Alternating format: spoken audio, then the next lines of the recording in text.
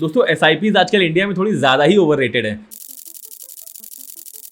क्या ऐसा आपको भी कभी रियलाइज हुआ है? मुझे ऐसा लग रहा है कि मार्केट ने मुझे धोखा दिया है। I am feeling cheated bye market. मैं लगातार पिछले 7 सालों से म्यूचुअल फंड्स में इन्वेस्ट कर रहा हूँ। 11 लाख रुपए इन्वेस्ट भी कर दिए, बट मिला क्या? नहीं, ऐसा मैं नहीं कह रहा हूँ। ऐसा कहना है एक रेडिट यूजर का, जिसने अभी रिसेंटली एक पोस्ट में एसआईपीज इन्वेस्टमेंट की दूसरी साइड दिखाई है। मैं हूँ आयुष और आज इस वीडियो में हम इसी बारे में बात करेंगे कि एसआईपीज इन्वेस्टमेंट्स को हम जितनी इंपॉर्टेंस दे रहे हैं, क्या ये उतनी एक्चुअली में हेल्पफुल है भी या नहीं? क्या ये म्यूचुअल फंड कंपनीज की मार्केटिंग की वजह से तो नहीं हर कोई आजकल एसआईपीज की बातें कर रहा है? और इसकी दूसरी डार्क साइड क्या हो सकती है वो भी देखेंगे। मेरा मिशन है, मैं इस चैनल की हेल्प से अपने साथ साथ 1 लाख लोगों को फाइनेंशियली एजुकेट करके उन्हें अपनी लाइफ के फर्स्ट करोड़ तक पहुंचने में हेल्प कर पाऊं। ये रेडिट का एक पोस्ट बहुत वायरल हो रहा है, जिसमें एक इन्वेस्टर ने क्लियरली अपनी कंडीशन बताई है कि उसने पिछले 7 सालों से म्यूचुअल फंड्स में रेगुलर एसआईपी इन्वेस्टमेंट किया, जिसमें उसने टोटल 11 लाख रुपए भी इन्वेस्ट कर दिए और उसकी टोटल वैल्यू आज सिर्फ 16 लाख रुपए है, जो उसके अकॉर्डिंग होता है सिर्फ 7 से 8% का CAGR। He said he was expecting much better.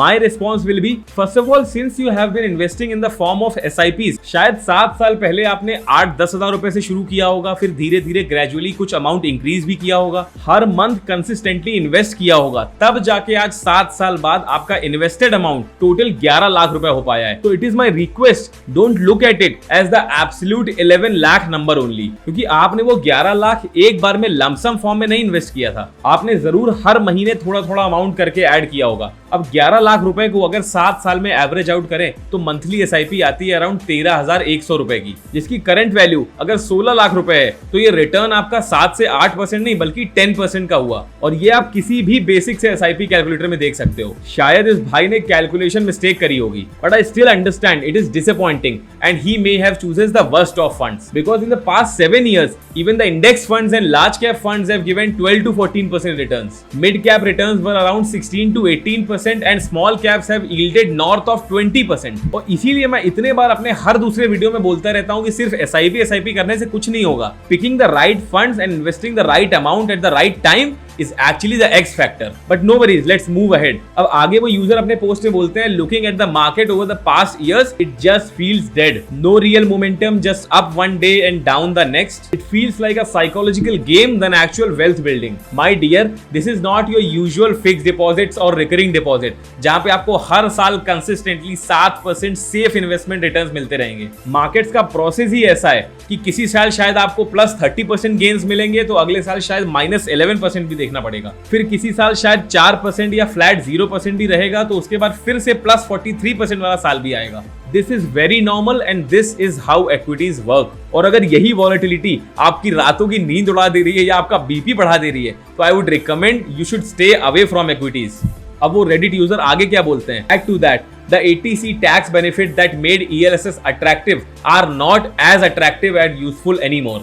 The new regime does not even care. Now my response to this, brother, according to new tax regime, आपको 12.7 लाख तक की सैलरी के लिए टैक्स रिबेट के बाद 0 टैक्स देना होता है, which is a relief for most Indians. But old tax regime के अंडर में आप अभी भी ELSS के डिडक्शंस क्लेम कर सकते हैं, and the change in these tax structures does not affect the returns of ELSS at all. It just opens up more options for you so that you can invest wherever you feel is good. अब आगे सुनिए ये user क्या interesting point उठाते हैं। What really gets me is this: if I had put the same amount of money into real estate, I would have been easily sitting at 2 times or 3 times maybe the returns plus the rental income on top of it. The opportunity cost feels brutal. So now my response to this: in real estate, the first thing is he would not be doing SIPs, right? उसको बड़े chunk of money की need पड़ती ना, और खुदा ना खास्ता आप किसी JD प्रॉपर्टी या ओमैक्स या सुपरटेक बिल्डर्स जैसी किसी प्रॉपर्टी में फंस जाते जहां बिल्डर्स ने पैसा तो सालों पहले ले लिया बट बायर्स को घर कभी मिला ही नहीं। Your money would have gone to almost zero. और भाई 11 लाख रुपए में कोई सोना देने वाली जमीन तो मिलती नहीं। और जब आप रियल एस्टेट की बात करते हो तो आपको ज्यादातर कहानियां 25-30 साल पुरानी सुनने को मिलती हैं कि भाई मेरे दादाजी ने जमीन और प्लॉट लिया था जिसकी कीमत आज 100 गुना हो गई है। इक्विटीज के इतने लाइव एग्जांपल्स आपको कोई नहीं बताएगा कि जहां पे लोगों ने 25 साल पहले 30 साल पहले इक्विटीज और म्यूचुअल फंड्स में पैसा डाला था और उसका रिटर्न आज कितना हुआ। तो प्रॉपर्टीज को कंसिडर तो कर सकते हैं बट उसके लिए बड़ा चंक ऑफ मनी और बहुत बड़ा रिस्क एपेटाइट चाहिए। और स्मॉल रेगुलर इन्वेस्टमेंट्स में आपको बड़े रिटर्न्स चाहिए with the least possible risk. तो इस म्यूचुअल म्यूचुअल फंड ज्यादा बेस्ट गो टू वे, क्योंकि वही 11 लाख अगर आप 7 साल पहले किसी अच्छे मिड कैप फंड में भी डालते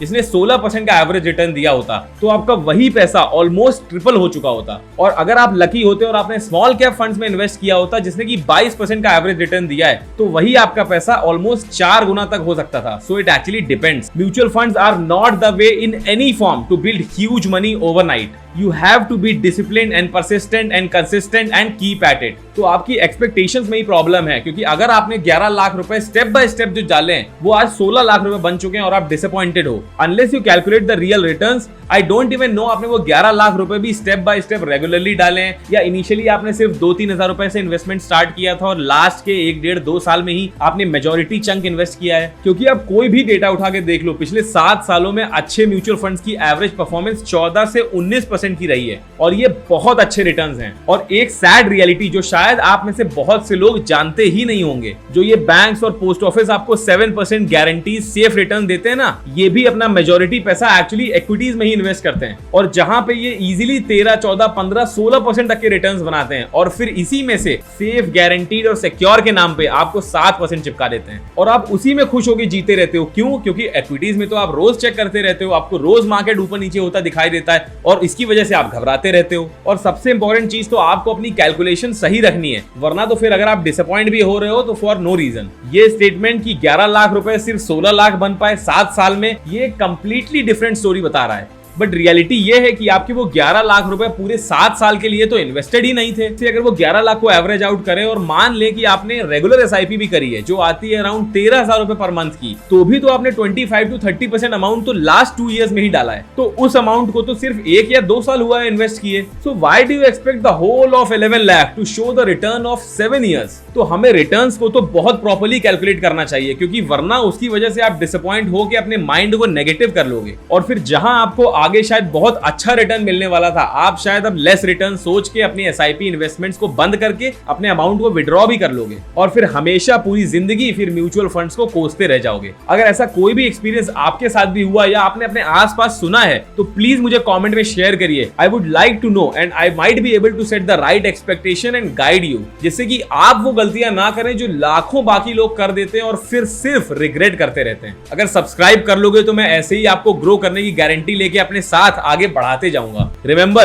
SIPs don't cheat, but expectations do. Until next time, stay financially wise.